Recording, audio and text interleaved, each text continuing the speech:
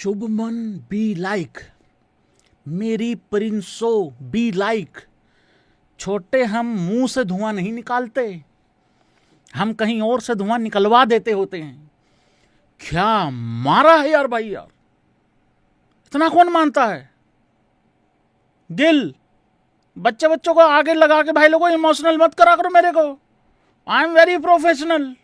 जैसे मार खाई थी आरसीबी से, उसी तरीके से मार खिला के आरआर को वैसे ही पहुंच रहे हैं फाइनल में भाई लोगों। यस, मुझे राजस्थान के बाहर होने से बहुत दुख होता है, ये बात बिल्कुल ठीक है, आफ्टर पंजाब आरसीबी।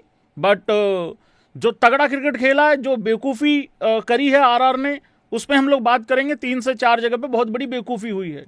और जो लोग कहते थे जीटी 200 प्लस चेज नहीं करेगी, इतिहास रचा है उन्होंने, लेकिन आज तो वो 240 के लिए भी तैयार थे भाई। पर 210 और 20 रेंज में ही रहता है, खास करके चंडीगढ़ में। वेलकम भाई लोगों, वीडियो को लाइक करो, चैनल को सब्सक्राइब करो, मीटर खींच के रखो, ढील बिल्कुल देनी नहीं है। इससे पहले कि मैं आगे बढ़ूं, इससे पहले कि मैं गुजरात टाइटंस की तारीफ करूं, गिल की, साई की, बॉलिंग की और वटेवर जो भी चीजें रही हैं मैच में, उन सब पे बातें करूं, उससे पहले आप लोगों को पता है मैं किस इंसान के बारे में, किस बच्चे के बारे में बात करने वाला हूं। इस टीम में एक ही बच्चा है राजस्थान रॉयल्स का, वो है वैभव सूर्यवंशी। वैभव सूर्यवंशी आज अपने आप से भी पूछ रहा होगा, और बाकी लड़कों को भी अपने आप से पूछना चाहिए कि मैं और क्या कर सकता था। 97 बनाया 29 बॉल में against SRH, must win game. बड़े मैच में टांगे कांप जाती हैं बहुत बड़ों बड़ों की। आज बनाया 96 और बहुत अच्छे स्ट्राइक रेट से बनाया, और तब बनाया जब बाकी लड़के फेल हो रहे थे, विकेटें गिर रही थी, बट वो विकेट नहीं फेंकी उसने। मुझे लग रहा आज वाली पारी उसकी ये बता के गई है कि भाई वो बहुत सेंसिबल भी खेल सकता है। जब इस तरीके का कोई प्लेयर होता है ना, जो 250 के स्ट्राइक रेट से, 300 के स्ट्राइक रेट से खेले, वहां कंसिस्टेंसी का इशू बहुत आता होता है। बट ये लड़का यार 776 रन बना के गया है भाई लोगों, और अभी तक तालियां बज जानी चाहिए इस 776 रनों पे। एक बात तो वैभव सूर्यवंशी ने बता दी है, अपने अकेले दम पे ट्रॉफी जीतने का वो दम रखता है भाई लोगों। अकेले दम पे ट्रॉफी जीतने की वो हिम्मत रखता है। बट इतिहास अपने को यह भी बताता है आईपीएल का, अकेले दम पे ट्रॉफी जीती जानी मुश्किल है, क्योंकि अगर अकेले दम पे ट्रॉफी जीती जाती होती, विराट कोहली के अकेले के नाम पे, अकेले के बल्लेबाजी के दम पे कम से कम 2 से 3 ट्रॉफी होती। ठोको लाइक और कहो एग्री और डिसएग्री करके बताओ कि सच कह रहा हूं कि झूठ कह रहा हूं। तो भाई लगना पड़ता है पूरी टीम को। मैं तो ये सोच रहा हूं, अगर वो फेरेरिया का आखिरी ओवर में 27 रनों का कहर नहीं होता, तो ये तो वन साइडेड हार रहे थे, और वैसे भी वन साइडेड हार के गए हैं। तो भाई राजस्थान रॉयल्स, सच्चाई बता रहा हूं आपको, 2 लोगों के भरोसे यहां तक आई थी। रियान पराग ने कहा कि शायद हम क्वालिफाई भी ना होते, वो बाद में बात करेंगे। चलो, एक है वैभव सूर्यवंशी, एक है जोफ्रा। अब जरा ये भी बता दूं ये कहां हारे हैं मैच, आरआर वाले। फिर आगे जीटी की बात चलेगी ज्यादा, ठीक है, इसलिए पहले ही बता देता हूं भाई लोगों। और किसको फायदा होगा फाइनल में ये भी बता देता हूं, कोई दिक्कत नहीं है। आरआर कहां मैच हारा है ये पता है आपको? बल्लेबाजी करते हुए मुझे लग रहा 2 से 3 जगह पे दिक्कत हुई है, और सबसे बड़ी बात कैच नहीं छोड़ना होता। मैं पिछले 4-5 दिनों से कह रहा हूं, एक कैच ऐसा छूटेगा जिसकी वजह से आप हार जाओगे। हालांकि वो कितना महंगा पड़ा, कितना नहीं महंगा पड़ा, वो एक अलग बात है। 14 रनों पे कैच छूटा था साई का, बट विकेट गिरने का फैसला ना सिलसिला थोड़ा चालू हो जाता होता है। तो कैचेस तो खैर दोनों तरफ से छूटी हैं, उधर से वैभव का भी छूटा था, सूर्यवंशी का भी छूटा था, बट इधर से जो गिल करके गया है वो बहुत बुरा करके गया है, इनके साथ बहुत मारा है उसने। बल्लेबाजी करते हुए मेरे को लग रहा है कि एक टाइम आता है, मैं जरा बताता हूं आपको, मैंने नोट कर रखा था। 7 ओवरों के बाद, यानी कि पावर प्ले खत्म होने के बाद, और 13 ओवरों तक सूर्यवंशी ने सिर्फ और सिर्फ 14 बॉलें खेली हैं। सिर्फ 14 बॉलें खेली हैं। सबसे बड़ी बेवकूफ़ी, इसको मानते हो कि नहीं मानते हो, क्योंकि जब इतना बड़ा बल्लेबाज, मतलब इतनी बढ़िया बल्लेबाजी जब कोई कर रहा होता है, उसको नॉन स्ट्राइकर एंड पे रख रख के कोई फायदा होने वाला है नहीं है। 7 ओवरों में सिर्फ 14 बॉलें खेली हैं, नंबर 1 सबसे बड़ा मुझे ये पॉइंट लगता है और इसीलिए मैंने ये सबसे पहले नोट कर रखा था। पावर प्ले में आते ही जल्दी 2 विकेटें गिर गई थी, वो तो एक कारण था, लेकिन फिर भी पावर प्ले 70 रनों का था। उधर से उनका जो जीटी वालों का है उनका 69 का था, बट उन्होंने विकेट नहीं कोई खोई थी। फिर उसके बाद जो सबसे बड़ा कारण मेरे को लगता है मैच में जो इफेक्ट आया, फर्क पड़ा। देखो जडेजा बहुत अच्छा खेला है, एग्री करते हो, पहले हिस्से में, क्योंकि जडेजा को चोट लग गई थी, बाहर गया था, उसका कारण भी हो सकता है, बट भाई जो है वो तो बताना पड़ेगा ना। जब जडेजा बाहर गया 19 में 34 था जडेजा, 19 में 34, पावर प्ले में 11 में 26 था। भाई तूफान मचा दिया जडेजा ने, मजा आ गया और मेरे को तो लग रहा ऊपर ही खिलाया करो। पर जब वापस जडेजा आया भाई 35 में 45 खत्म किया और आखिरी की 16 बॉल में सिर्फ 11 रन बने, और यहीं जडेजा फंस रहा था बड़े टाइम से। उसके बाद जो अगला मुझे सबसे बड़ा कारण नजर आया वो आया भाई लोगों, इंजरी थी हालांकि जडेजा को, आप उसको ये कह के थोड़ा सा इग्नोर भी कर सकते हो। एक और सबसे बड़ा कारण, जोफ्रा को भाई आते ही विकेट नहीं मिला। देखो सबको पता है कि गुजरात को 2 बंदों पे डिपेंड, मतलब 2 बंदे बहुत भारी हैं ऊपर से, 3 इनफैक्ट, और दोनों टीमों की हालत सेम ही थी। उधर से जीटी ने आते ही 2 गिरा दिए थे, इन्होंने गिराए नहीं। अगर ये भी गिरा लेते तो हो सकता है भाई 2-4 रनों से जीत जाते। तो जोफ्रा को विकेट ना देना, और प्लस एक बात, साई सुदर्शन का इंटरव्यू में सुन के आया हूं भाई साहब, उसने कहा कि पहले ओवर में उसको कूटने का पूरा प्लान था। 19 रन आते हैं पहली ओवर में, और उसके बाद बर्गर आता है, पहली बॉल डालता है वाइड का चौका, 5 रन आते हैं, मतलब कायदे से 6 बॉल में 24 रन आ गए थे। और उसके बाद एक और बड़ा कारण, एग्री करो अगर मेरे कारणों से तुम एग्री करते हो कि नहीं करते हो, आरआर क्यों हारा। एक और सबसे बड़ा कारण, रियान पराग किस चीज का इंतजार कर रहा था भाई जोफ्रा आर्चर को लेके। 15वें ओवर तक रोक के रखा उसको, 14वें ओवर तक, 15वां ओवर डलवाया। अरे 2 ओवरों में ठीक है भाई उसको मार पड़ गई, मैं मानता हूं, एग्री करता हूं, मार पड़ गई उसको 2 ओवरों में, 29 रन आ गए थे। उसको पता कब लेके आया, जब 36 बॉल में 37 रह गया था, और उसने आते ही अच्छा ओवर डाला, 4 रन दिए, 4-5 रन दिए, 1 विकेट भी ले लिया। तो भाई यहां पे समझ नहीं आया आखिरी तक क्यों रुका हुआ था। गेम तो बहुत पहले खत्म हो गया था, ये तो आखिरी तक वैसे चला गया, 19वें ओवर तक जाने वाला गेम था नहीं भाई लोगों। ये एक बारी सारे भाई लोग जरा स्पैम कर दो, आवादे कर दो भाई लोगों, और बिल्कुल आवादे हो गया। तो ये था Rajasthan Royals, best of luck, बहुत अच्छा खेले यहां तक भाई लोगों। अब समझ में आ रहा है कि 1-2 फिनिश करना क्यों जरूरी होता है। जब पंजाब मुंबई से मैच हारा ना, मुंबई से धर्मशाला में, 3 ओवरों में 50 रन के आसपास डिफेंड करना था, मेरा उस दिन बहुत दिल टूटा।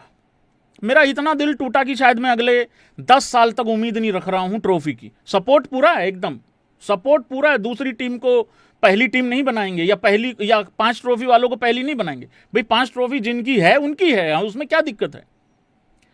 पर उस दिन हम नंबर 1 और नंबर 2 की हमारी उम्मीदें खत्म हो गई थी, इसलिए मैंने कहा था यार अब 4 पे अगर आ भी गए ना, गिर पड़ के कोई दूसरा खराब खेल जाए या हम आखिरी मैच अच्छा खेल जाए, वट जो भी है, तो अब कोई फायदा होने वाला है नहीं है। अब मेरी इस बात से सहमति रखते हो भाई लोगों, एग्री करते हो आप लोग। 1-2 आना इसलिए जरूरी होता है भाई। देखो आरसीबी ने उखाड़ के फेंक दिया जीटी को पहले मैच में, पर जीटी आई तो कुछ अच्छा करके ही थी ना गुजरात, इसलिए 2 आई थी। और नेट रन रेट इनका तीनों का पॉइंट तो सेम ही थे, जीटी का भी, एसआरएच का भी और आरसीबी का भी।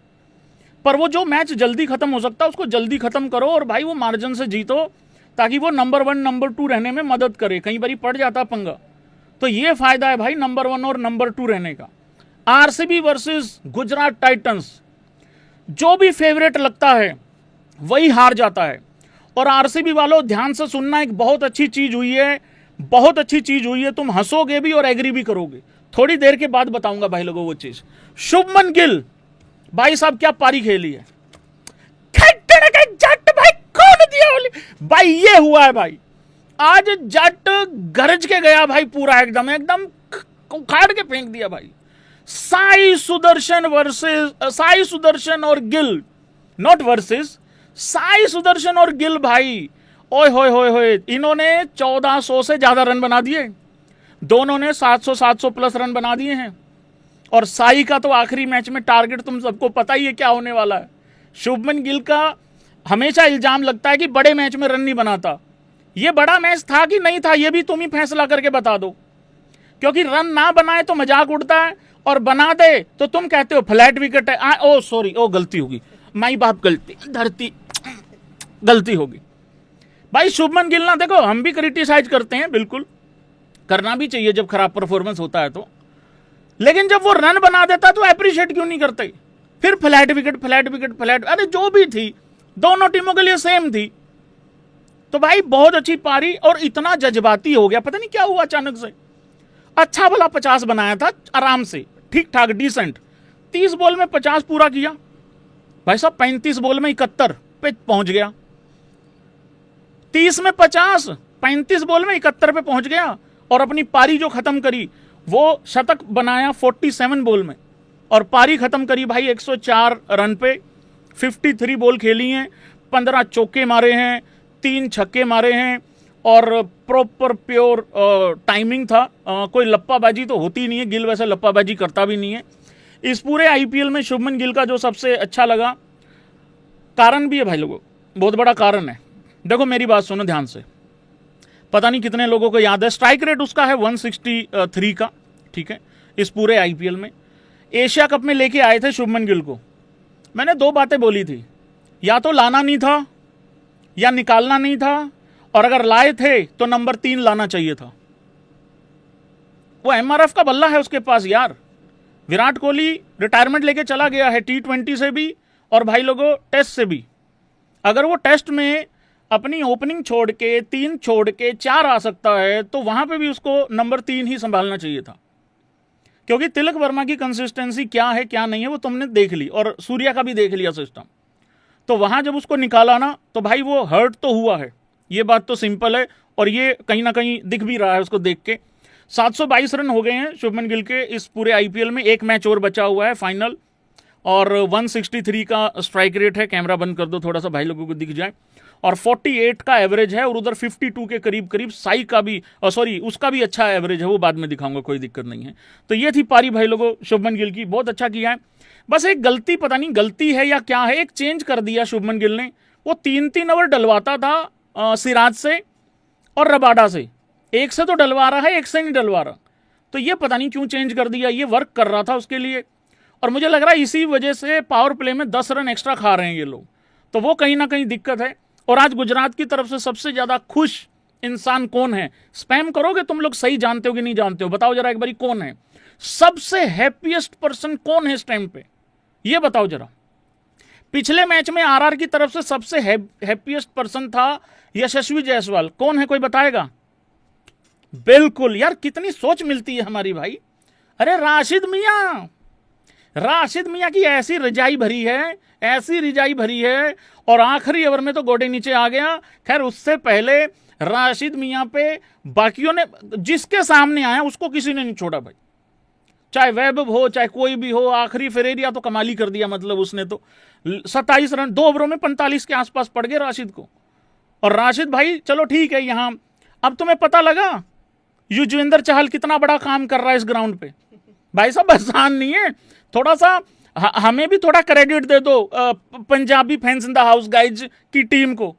भाई साहब आसान नहीं है ना। धर्मशाला मैं तरस योग भावना के तहत नहीं बात करवाना चाह रहा हूं, लेकिन थोड़ा हमें भी अप्रिशिएट कर दो यूं करके कि भाई तेरी टीम ठीक है, कंडीशन ही थोड़ा इस तरीके से है भाई। ना तो धर्मशाला में आसान है जीतना, अब पता लगा तुम्हें गोगी वीर रन नहीं खाता, मेरे गोगी वीर को हर्षदीप को कंडीशन ही इस तरीके के देते हो तुम, क्या करें भाई। धर्मशाला 240 बना के भी सेफ नहीं, यहां कितने बना लो उतने सेफ नहीं है।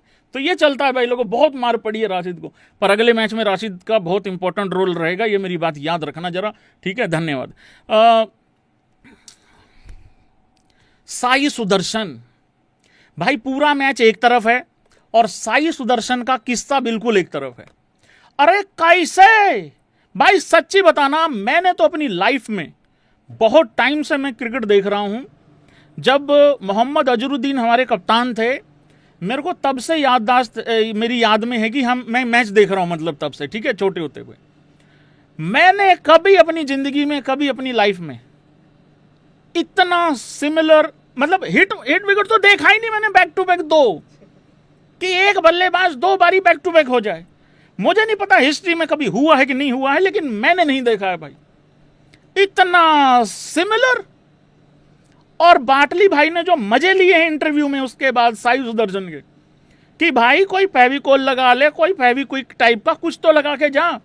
और शुभमन गिल का जो रिएक्शन था, अच्छा गिल की इस करके फट गई दूसरी तरफ से नॉन स्ट्राइकर एंड पे खड़े खड़े, बस तेरी ऐसी की तैसे, तू ऐसे ही आउट हुआ था पिछले मैच में और हम मैच हार गए थे।